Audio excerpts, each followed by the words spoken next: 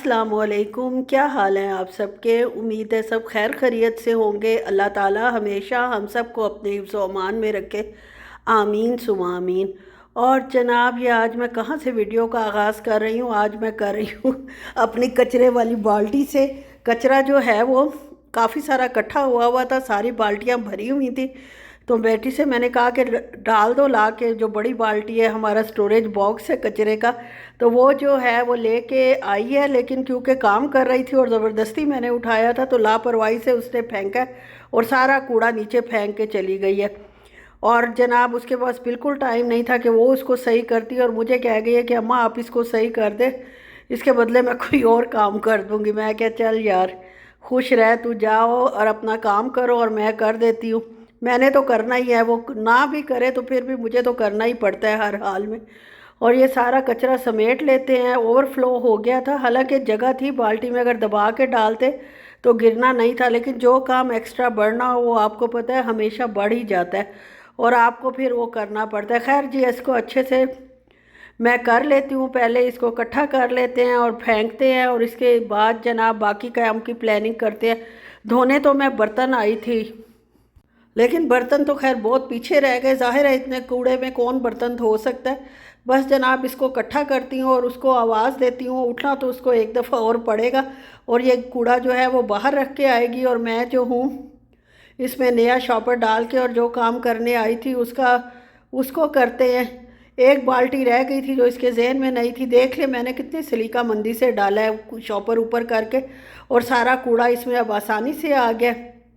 और अब ये इसको ले जाएगी और मैं जो हूँ फिर नया इसमें शॉपर लगाती हूँ। और मेरा जो किचन है निस्बतन बेहतर साफ़ हो गया है, और अल्लाह इसको अब साफ़ ही रखे। खुद ही बंदा काम कर लेना यार, वो बहुत आसानी होती है बनिस्बत इसके कि किसी और को ज़बरदस्ती उठाने का अंजाम फिर यही होता है कि काम जो है वो पहले से डबल हो जाता है और फिर मुसीबत पड़ती है।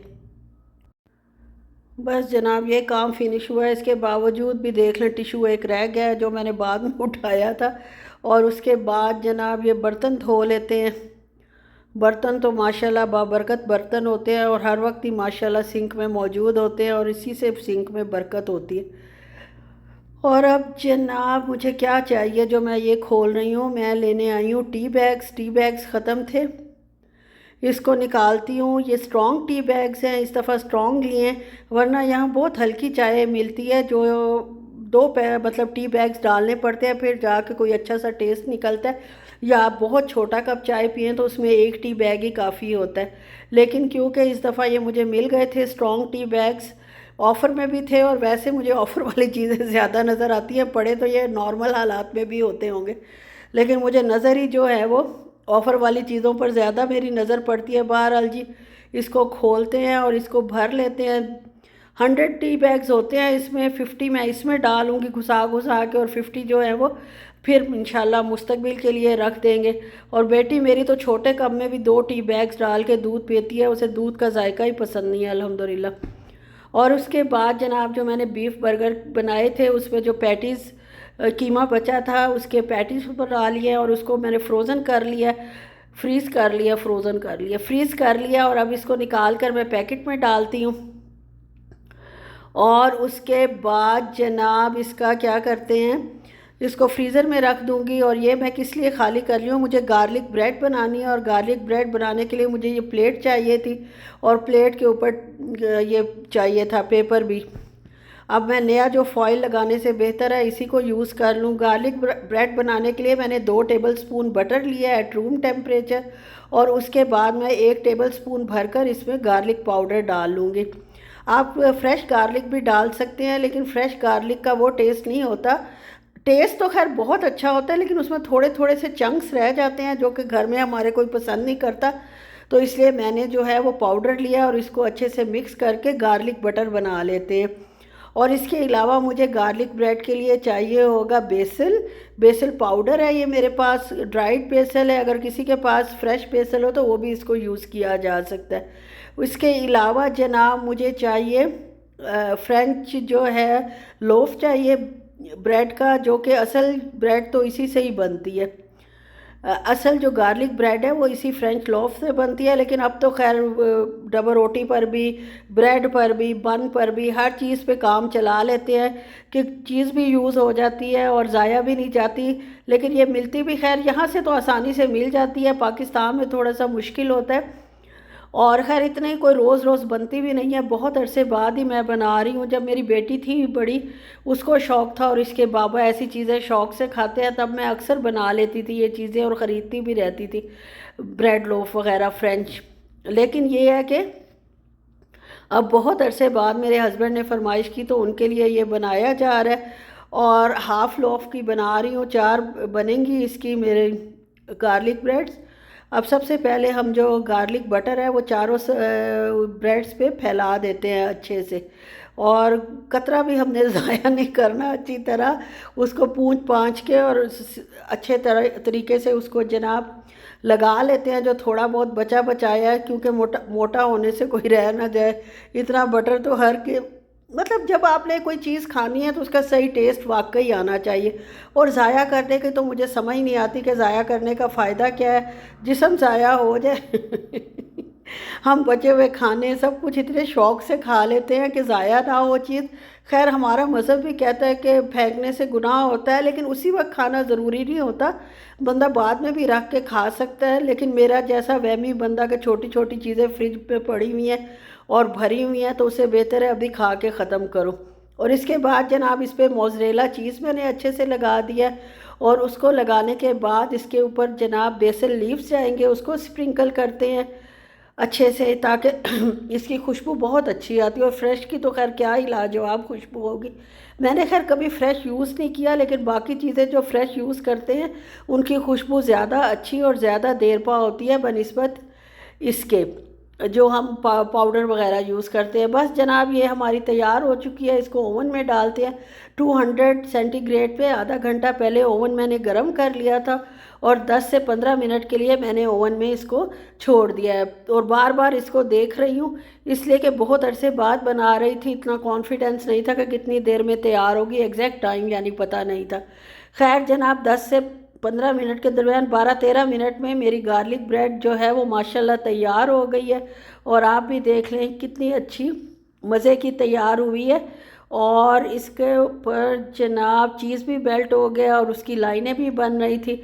अब इसको निकालते हैं, और अपने हस्बैंड साहब मेरे आ गए हैं, टी टाइम शुरू हो चुका है हमारा 12 बजे, 12 तो नहीं खैर 12:30 हो रहे हैं।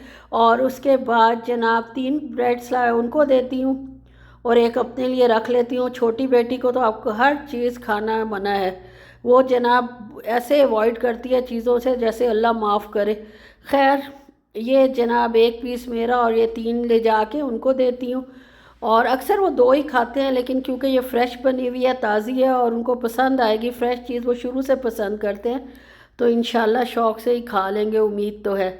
अब जनाब मैं आपको शाम को मिल रही हूँ, और आज मैंने बनाना है चिकन और साथ गोभी का सालन। गोभी कौन सी है, फूल गोभी है, एक छोटा सा फूल मुझे मिल गया था और उसी को मैंने ख़रीद लिया। बड़ा फूल तो हमारे घर जो है वो ख़त्म ही नहीं होता, लेकिन छोटा अल्हम्दुलिल्लाह अल्हम्दुलिल्लाह मेरा ख़त्म हो गया 2 टाइम में ही। और मैं इस बात पे बड़ी खुश हुई कि भाई छोटी छोटी चीज़ वाकई रखना, फ्रिज भरा भरा भी लगता है और अनटाइडी भी लगता है। और चिकन जो है वो मैंने काट लिया है, और आपको पता है कि चिकन मैं कटा कटाया लेती नहीं हूँ, 2-3 रियाल की खातिर नहीं, खैर इसलिए भी नहीं लेती। और दूसरा ये है कि मुझे इनका कटा हुआ पसंद भी नहीं आता, कोई हिस्सा बड़ा कोई छोटा। जब मैं खुद अच्छे से काट लेती हूँ तो आपको पता है अपने हाथ से काम करने में कितना मज़ा आता है, और मतलब सेटिस्फेक्शन भी होती है। अब जनाब देसी लहसुन मैं बार बार इसलिए ज़िक्र कर रही हूँ कि इसको छीलना वाकई एक मार्के के बराबर है। उसको छील के डाला है, और मैंने प्याज को बारीक चॉप कर लिया है, और साथ ही जो छोटा सा मेरा मासूम सा गोभी का फूल है उसको भी काट लिया है छोटे छोटे, मतलब स्लाइसिस में कह लें या किसी में कह लें, बहरहाल ये कट गया है। और अब जनाब चूल्हे की तरफ आते हैं।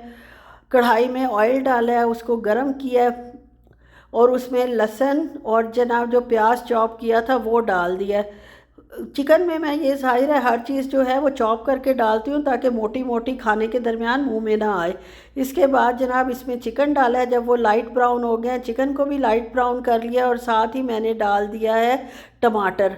और टमाटर जो है वो देख लें कि थोड़ा सा ढीला ढाला था। खैर इसको अब मैं फ्रीज़ कर दूंगी, मुझे अनीस खातून ने यही मशवरा दिया है, माशाल्लाह बहुत अच्छे मशवरे देती हैं। इसके बाद जनाब मैंने इसमें डाला है नमक, धरदरी लाल मिर्च डाली है, कुटी लाल मिर्च जो होती है, नमक, मिर्च, हल्दी, धनिया और गरम मसाला। और इसको अच्छे से 10 से 12 मिनट भून लिया थोड़ा थोड़ा पानी डालकर, ताकि चिकन के अंदर तक मसाला चला जाए और टेस्टी टेस्टी सालन खाने को मिले। इसके बाद जनाब जो स्पेशल चीज़ है वो है अदरक, हरी मिर्च और काली मिर्च साबुत। उनको मैंने चॉपर में ही चॉप कर लिया और वो शामिल कर दूंगी। और उसको 2-3 मिनट भूनने के बाद मैंने गोभी शामिल कर दी है और जनाब गोभी 10 मिनट में ही पक कर तैयार हो जाती है। और ये जनाब मेरी गोभी की आप फाइनल लुक देखें और जनाब मेरा व्लॉग भी देखें माशाल्लाह शौक़ से। अगर अच्छा लगे तो प्लीज़ लाइक, शेयर और सब्सक्राइब कर दें, और ना भी अच्छा लगे तो प्लीज़ इसको कमेंट में ज़रूर मेंशन करें कि मुझे इसको बेहतर बनाने के लिए क्या करना चाहिए। और दुआओं में याद रखें, अपना बहुत ख्याल रखें। बस यहीं तक था मेरा व्लॉग। ओके, अल्लाह हाफिज़।